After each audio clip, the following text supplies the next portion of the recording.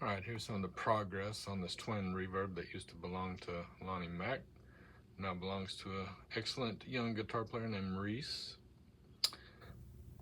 Couldn't get a couple of these knobs off. The set screws are seriously seized up on them, and I did a number of tricks. I don't need to remove them unless the pots need to be replaced, which they should be good. Did a lot of front panel cleaning, a lot.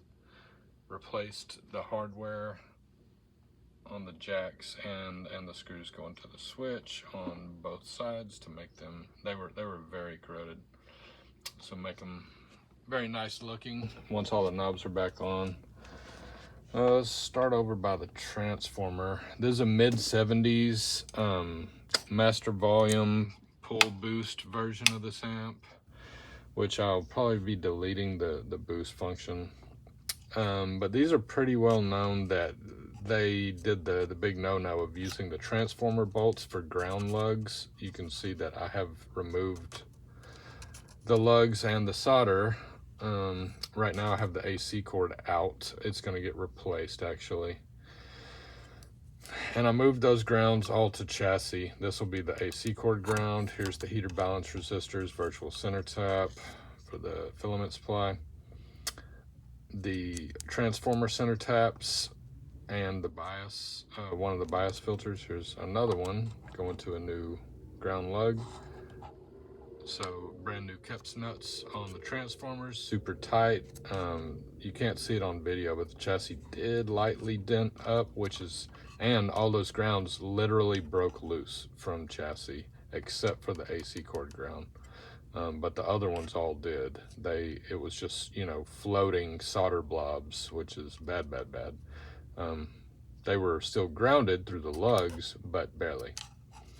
So that's a huge safety hazard, concern there. So now they're done properly.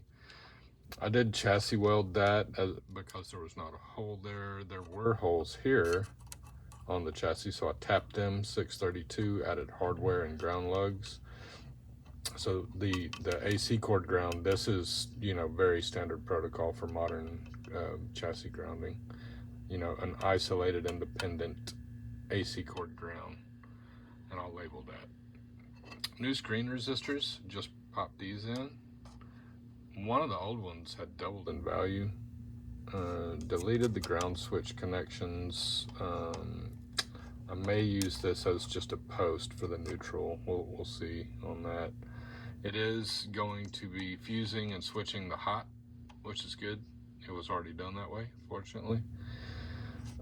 These boards are very waxy, and the video may not look as good as the truth right now, but I spent a lot of time scraping, heat gun, isopropyl between eyelets.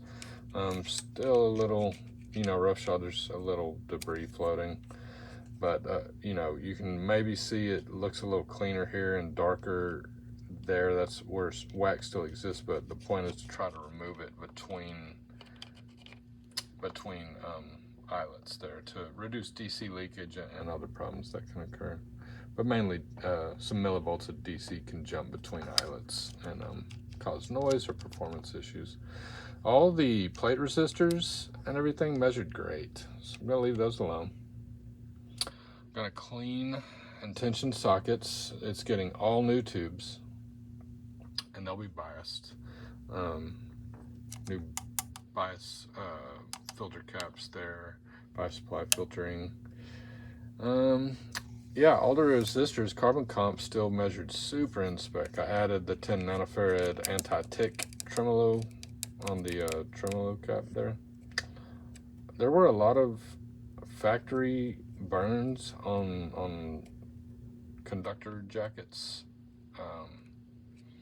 and what I've been doing is putting heat shrink over where it looked pretty bad.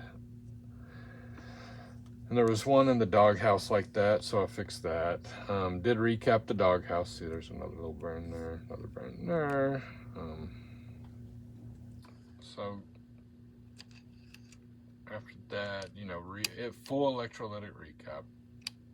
Cathode bypass caps. There's two in the rear. And yeah, once the new tubes show up, I'll get them installed and biased. I may have to reconfigure the bias circuit. You know, I can't remember if this is bias balance or actual bias adjustment, but either way, I'll make it bias adjustment.